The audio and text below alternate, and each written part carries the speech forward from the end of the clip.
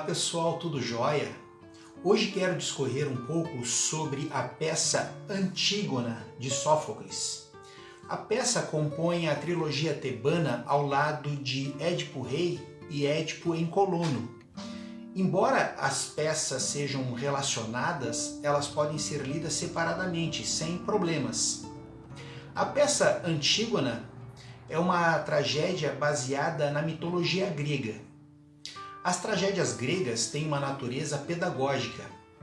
As tragédias, além de objetivar um efeito catártico de libertação e purificação, trabalham junto ao público as transformações sociais que estão em curso na sociedade e examinam a condição humana em sua profundeza. Bom, com a morte de Édipo, seus dois filhos homens, Etéocles e Polinice, nascidos da relação incestuosa com Jocasta, por força de um acordo, se alternariam como reis de Tebas. Etéocles reinou por 1 ano, mas quando chegou a vez de Polinice assumir o trono, Etéocles não quis ceder o poder. Acontece então uma guerra e durante essa guerra os dois irmãos travam uma luta corpo a corpo e acabam se matando.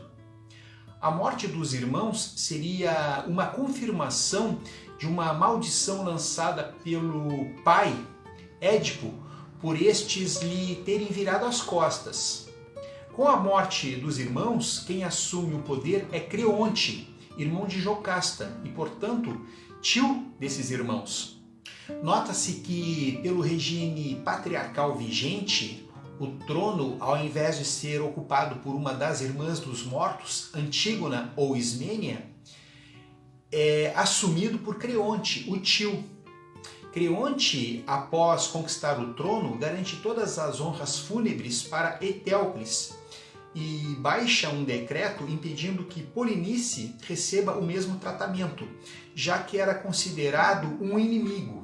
Seu corpo deveria ficar insepulto, entregue às aves de rapina e aos cães.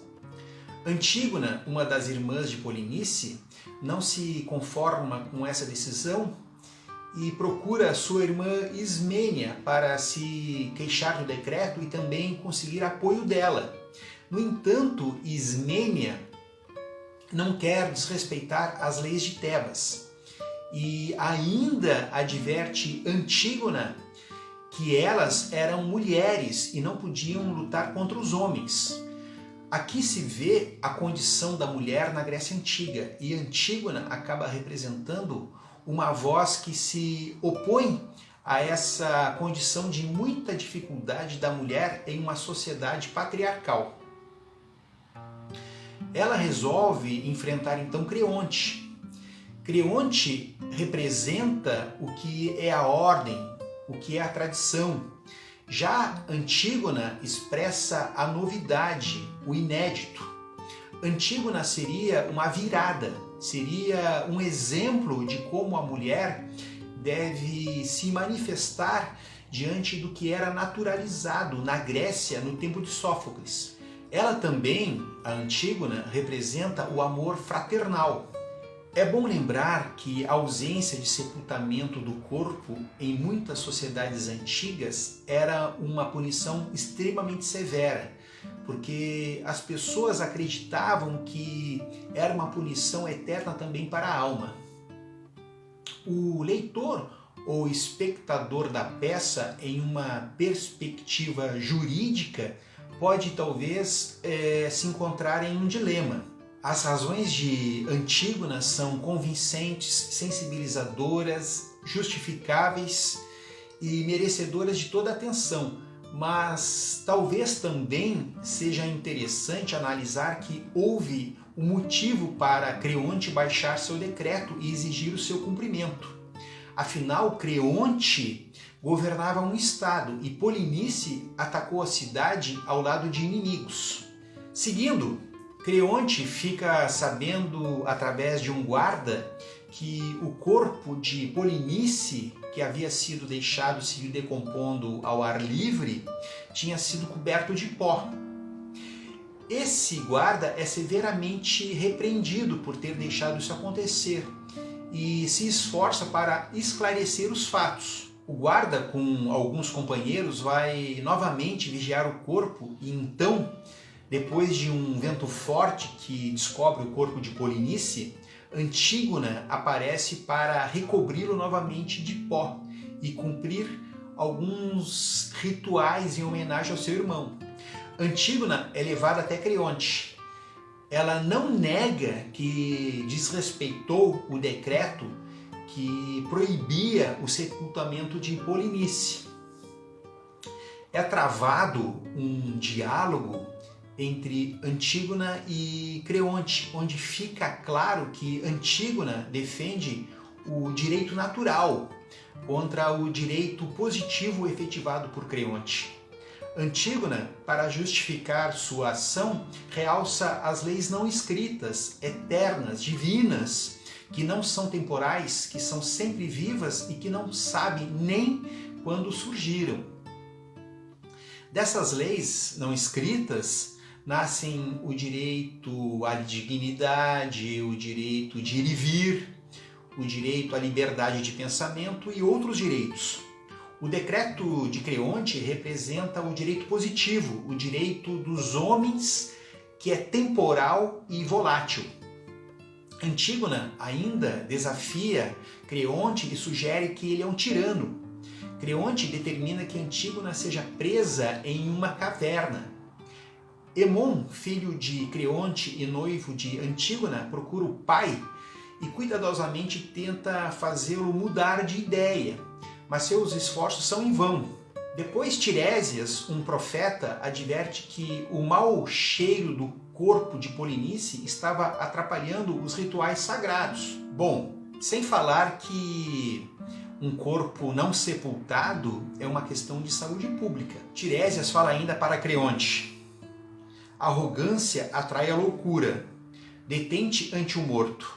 Não queiras matar quem já morreu. Que bravura há em exterminar um cadáver? Então, ele alerta, Tiresias alerta Creonte para ele voltar atrás, dizendo que o juízo é o maior dos bens. Acaba prevendo que, se ele não rever sua decisão, uma tragédia acontecerá. Fala que Creonte acabou, ao tomar suas decisões, deixando um morto sem sepultura, Polinice, e uma viva sepultada, Antígona. Até o Corifeu, o líder do coro, o coro, que também acaba sendo um personagem nas tragédias e comédias, pondera e representa a opinião pública e o senso comum.